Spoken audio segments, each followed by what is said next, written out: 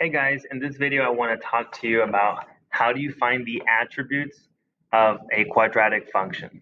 So in the previous video, it's about defining the attributes, right? What is a vertex, axis of symmetry, X-intercepts, focus, directrix, maximum, minimums, all of those things. What are they is the previous video. This video focused specifically on how to find it. All right, how do you find these things using Desmos or by hand? So I have Desmos here pulled up on the side, and if you notice, we have this function that we're going to be working with. F of x equals -1/8 x plus 2 squared plus 4. So I want to analyze this function, and I'm going to go through analyzing all of the different attributes of it and how to find them. Okay, so what I'm going to first work with is the vertex and the axis of symmetry. Now, the vertex is the center point of the graph. The vertex is usually, it's going to be in the form h comma k. This is the vertex. Okay, now the h comma k can be found by the equation and from the graph as well. From the equation, we have f of x equals our general form, a x minus h squared plus k. The equation that we have right now is f of x equals -1/8 x plus 2 plus 4. So if you notice, this is the a value, this is going to be the h, and this is going to be the k. So the h and k will always be the opposite of the inside of the parentheses and the same as the outside. So we're really dealing with a -2 and a +4 as our vertex. So the vertex is -2, +4. If you're using Desmos, you can simply go to the center of the graph and click on that button right there. And when you click on it, you'll see that the center is -2, 4. The axis of symmetry, the A.O.S, that we have over here is the line that divides the parabola down the middle. It's symmetrical about the vertex, so it'll always touch the vertex. So our axis of symmetry will always be written in the form of x equals h. Whatever it is that you have for h, -2 is what the axis of symmetry is going to be, because it's going to go down through that middle of the graph. So x equals -2 in this case. I'm going to graph this real quick so you can see the line cutting it down the middle. X equals -2, and you can see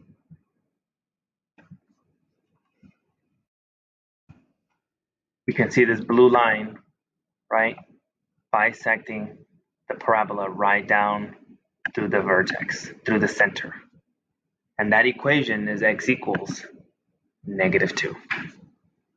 All right. Maximum and minimum. Now, the maximum and minimum is actually related to the vertex, which is why I want to talk about this next. This point, -2, 4, right, the vertex,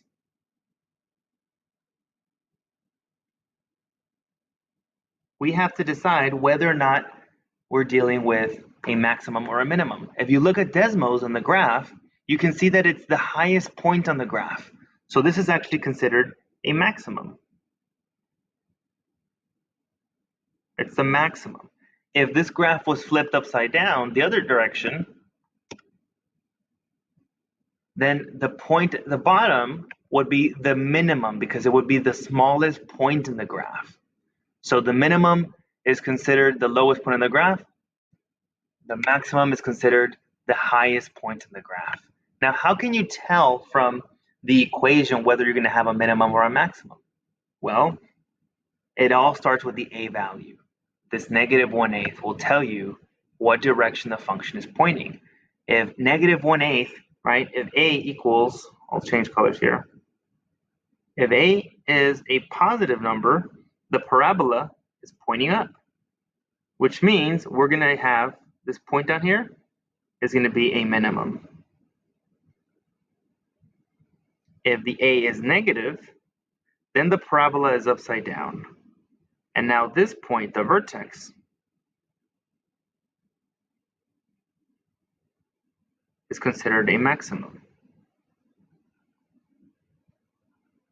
We're just trying to identify whether or not the vertex is a minimum or a maximum. And you can tell by the graph, if it's the highest point that it reached, it becomes a maximum. If it's the lowest point that it reached, it becomes a minimum. Here we're going to talk about how do you find the x-intercepts, zeros, or roots. They're all going to be the same meaning. They're just different words, different ways of describing the same thing. Now, the x-intercept is really where it crosses the x-axis. I will show you later in the next unit how do you solve this by hand. But for now, we're simply going to go to Desmos and click on the x-axis, the points where it touches, right there and right there. Those are our x-intercepts. Now, there's many ways of describing an x-intercept. You can write it as an ordered pair, as you see there, -7.657, comma 0, and 3.657, comma 0. You can also write it as x equals.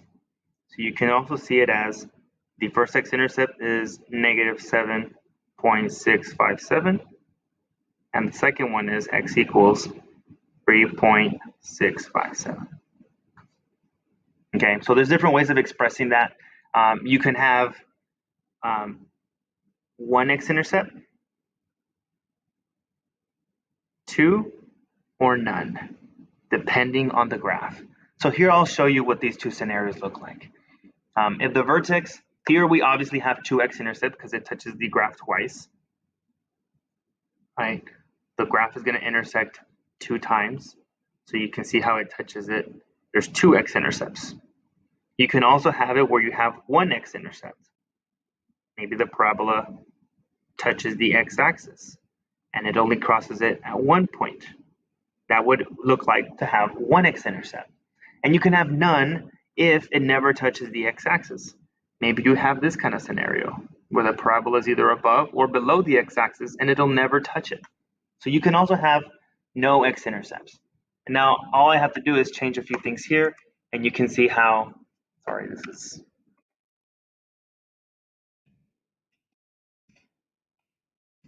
my mistake, right? If I change this to positive, based on the location, this one is a no solution because it's never touching it. And then I can lower this down to the x-axis and it'll also have just 1 x-intercept.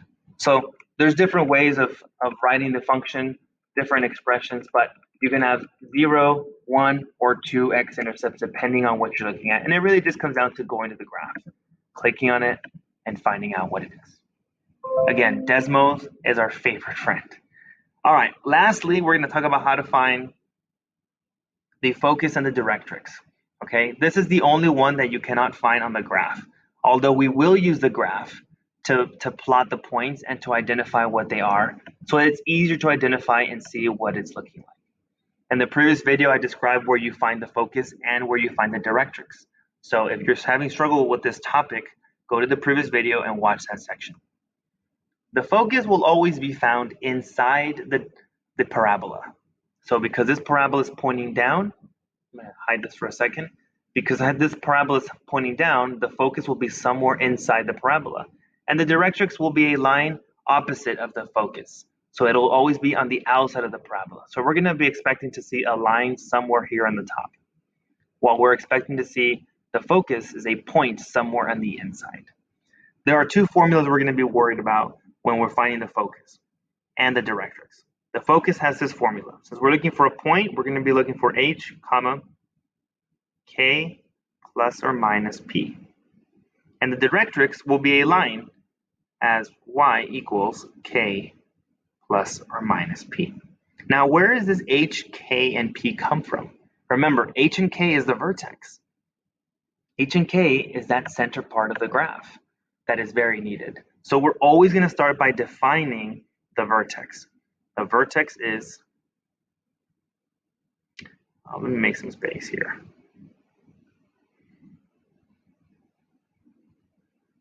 vertex in this scenario is -2, 4.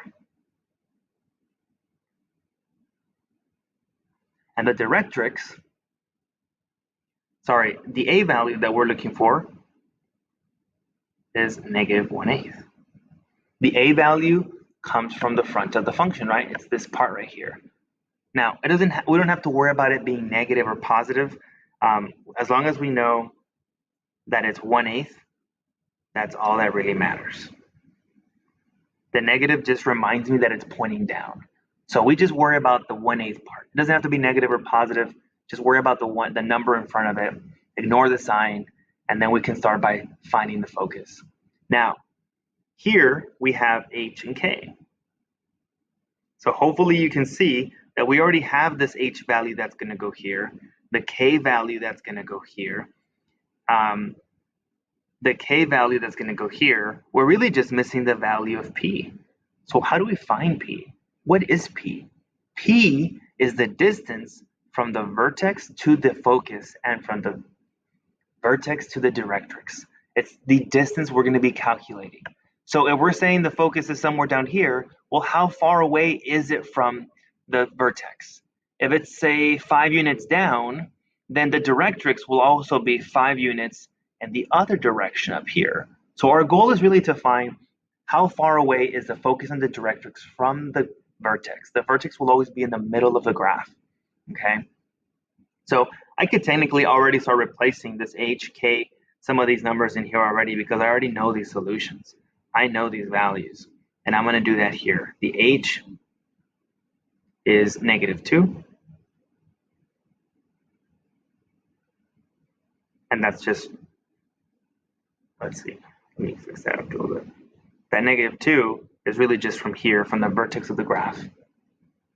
The K is a +4, so I'm going to also replace that real quick since we already know what that is.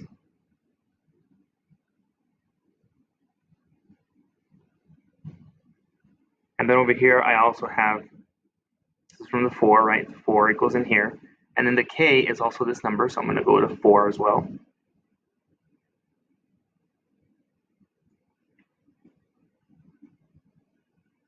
Notice how the only value we're missing is this P in our formulas. And this is where the formula kicks in. Now, before we talk about this P value that we're missing, we want to identify, why is it going to be plus or is it going to be a minus for the focus on the directrix? If we're expecting here on the decimals calculator, if we're expecting the focus to be below the vertex, somewhere here in the bottom, do you think we're going to add or subtract to find this number right here? If you said subtract, you're correct, because if we're going below the vertex, we're going to take a number here, the 4, and we're going to subtract to get to the focus. So I'm going to modify my formula here, and instead of saying plus and minus, I'm going to specifically just say minus, because in this case, let me erase that again.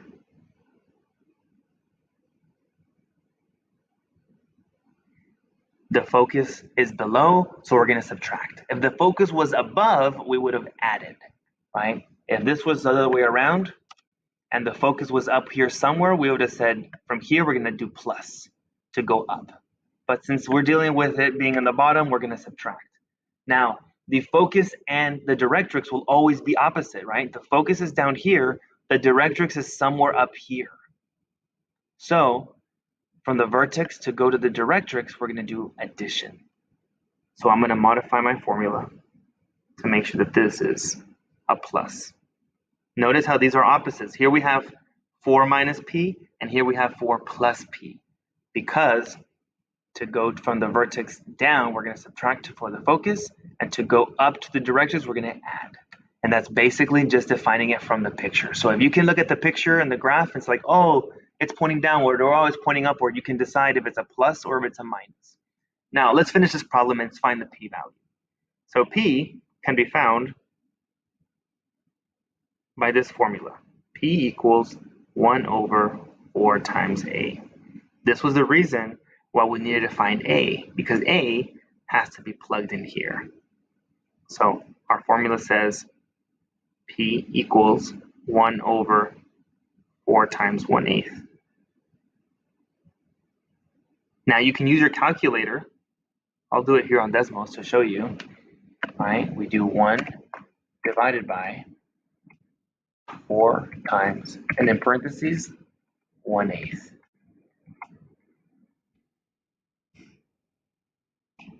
I get 2. The p-value is 2. What does this mean? Is that the graph is going to move up 2 units and down 2 units from the vertex.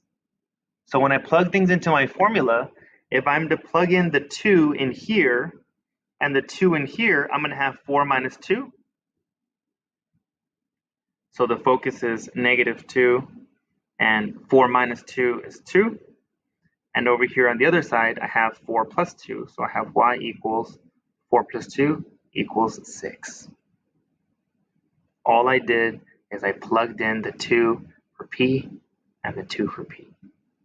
Now let's plot this so you can see how it all comes together. If I plot my focus, I have -2, 2.